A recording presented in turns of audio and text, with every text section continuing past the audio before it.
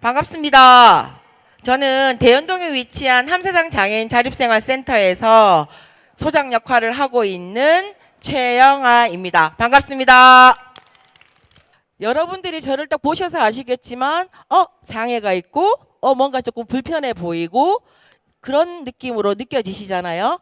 그런데 이 모습 이대로 제가 여러분들과 함께 이 지역사회를 함께 살아가려면 어떻게 하는 게 좋을까에 대해서 잠깐 얘기 나누겠습니다. 저에게 지금 어떤 장애가 있냐면 소아마비 장애가 있습니다. 그래서 양쪽 가지가 힘이 없어서 혼자서는 보행이 안 됩니다. 여러분들 초등학교 때 그냥 가시잖아요, 학교. 근데 이제 저희 어머니가 저를 업고 학교를 보내보실 거라고 저를 업고 근처 초등학교를 갔어요. 근데 어머니에게 저희 학교에서는 저를 받을 수가 없다고 다시 돌려보내셨어요. 그래서 어머니가 또 저를 업고 혜성학교라는 특수학교로 가게 됩니다. 그곳에 입학을 하게 되었고 그곳에서 초등학교를 지내게 됩니다. 참 안타깝죠. 제 나이 때도 지금처럼 조금 보편적으로 학교에 갈 수 있는 환경이나 이런 것들이 되어 있었더라면 장애가 있다고 해서 분리되거나 그러지 않고 사회 통합의 방식으로 가면 참 좋았겠다라는 생각이 듭니다. 어머니, 아버님이 제가 공부를 조금 한다 생각했나 봐요. 그래서 일반 중학교, 고등학교를 보내겠다고 마음을 드시고 광안여중과 동여다 고등학교를 제가 가게 됩니다. 거기를 졸업을 했고요. 학교에 갔더니 제가 이용할 수 있는 화장실이 없는 거예요. 그래서 일부러 부모님들이 화장실을 지어주셨어요. 부모님들이 돈을 내어가지고 사실은 교육청에서나 교장 선생님이나 학교에서 사실은 그런 편의시설을 제공해야 하지만 그때는 그런 인식들이 잘 되어 있지 않아서 모든 게 이제 가족의 탓으로 돌아와 있었습니다. 이제 2학년이 되고 3학년이 되면 위로 올라가 줘야 되는 게 맞잖아요. 보편적으로 이제 1학년은 좀 1층에 있고 2학년, 3학년 이렇게 되면 올라가야 되는데 도저히 방법이 없는 거예요.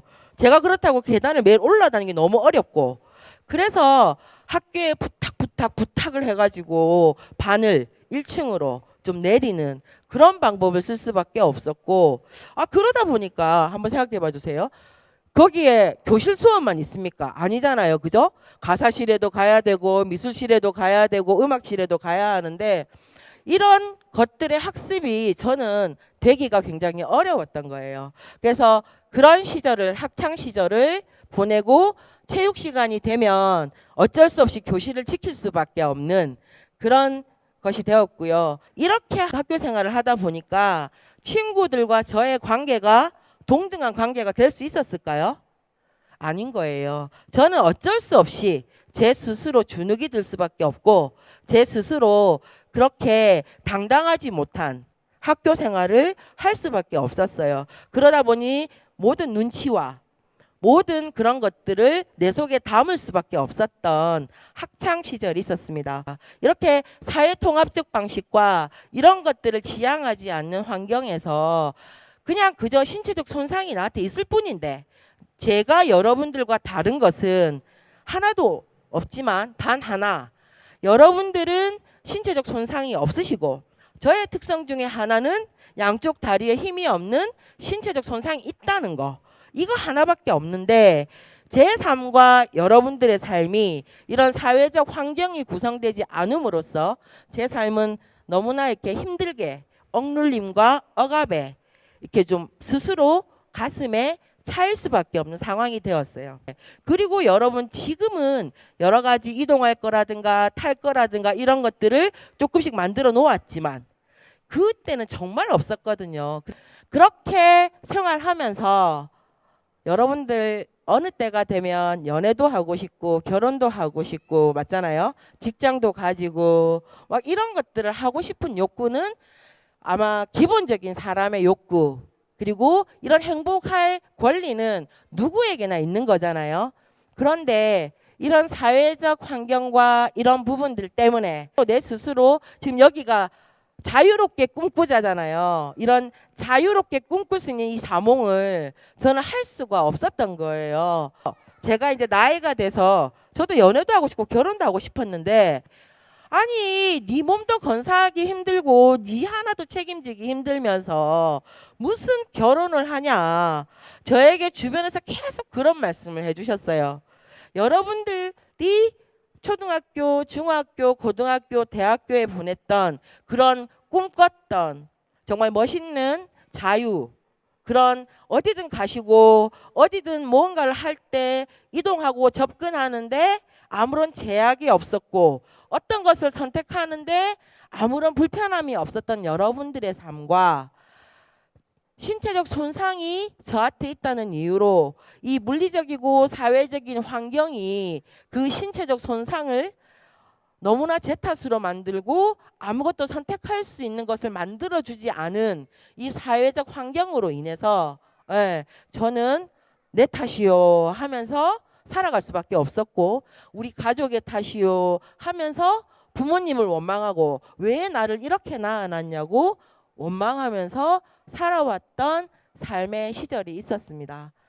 그런데 제가 그렇게 원망도 하고 아파도 하고 스스로 억눌림을 만들며 살았던 삶, 그러다가 어느 날 지역사회에서 자립생활이라는 거를 접하게 되고 장애의 문제가 개인의 문제가 아니라 우리 사회가 함께 만들면 이거는 장애가 장애되지 않는 세상을 만들 수 있다. 사회적 관점에서 이런 부분들을 풀어갈 수 있다라는 내용을 접하면서 제 삶은 조금 변하게 되었습니다.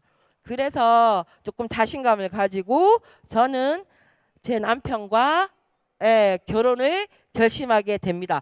저는 저보다 조금 장애가 심한 중증 내성마비 장애를 가진 남편을 신랑으로 맞이해서 결혼을 하게 됩니다. 제가 결혼 생활을 결심하게 되고 하면서는 어떤 서비스가 생겼냐면요. 여러분 잘 아실 거예요. 활동보조 서비스가 생기게 됩니다. 제 곁에 제가 필요할 때 무언가 도움을 받고 제가 스스로 그거에 대해서 결제를 하고 이런 활동보조 서비스가 생기면서 조금 더 편안하게 결혼 생활을 선택할 수 있게 됩니다. 그러면서 저는 자립생활에 필요한 운동과 사회적으로 필요한 권리들을 만들어야 되는 운동이 필요하겠다라고 생각해서 현장에 들어오게 됩니다. 복지는 사회 전반에 필요한 영역이다. 어디에서든 필요한 영역이다라고 생각합니다. 왜냐하면 누구든 어느 순간 노인이 되면 노인성 장애가 올 수 있는 건 당연한 거고요. 어느 날 사고로 혹은 어떤 병으로 신체적 손상이 올 수가 있습니다. 이런 과정은 당연한 것이고 그리고 저는 제가 원해서 장애가 된 게 아니라 제가 선택했겠습니까? 장애를 선택하진 않았고 이제껏 저는 비장애인들의 수준에 맞춰서 비장애인들과 똑같이 가려면 그럼 나는 어떻게 해야 되는가 이런 식으로 생각을 했었는데 오늘 이 자리에서 제 얘기를 들어주시는 여러분들은 각 신체적 손상, 장애의 영역 그 모습에 맞춰서 이 사회가 이분들과 함께 살아갈 수 있도록 환경을 바꾸어야 한다라는 거에 동의를 해주셨으면 좋겠습니다.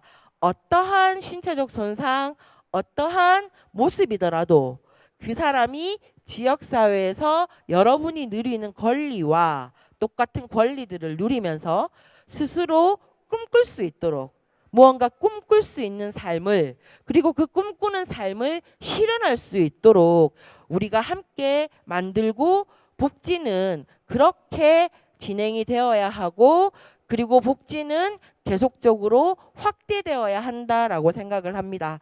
장애가 불편하고 힘들고 이런 인식보다는 내 이웃으로 내 주민으로 부산의 시민으로 이 나라의 국민으로 당당하게 권리로서 여러분들과 동등하게 생활할 수 있는 우리나라가 되었으면 좋겠고요. 그렇게 하기 위해서 복지는 확대되어야 하고 그 복지의 방향은 그 장애 당사자분들의 권리를 실현하고 여러분들과 똑같게 삶을 살 수 있도록 똑같이 꿈꿀 수 있는 삶을 살 수 있도록 물리적 환경을 바꾸고 사회적 인식을 변화시켜 나가는 거 여러분들과 똑같은 꿈을 꾸고 행복한 권리를 같이 실현하는 거라고 생각합니다. 여러분들 들어주셔서 정말 감사합니다.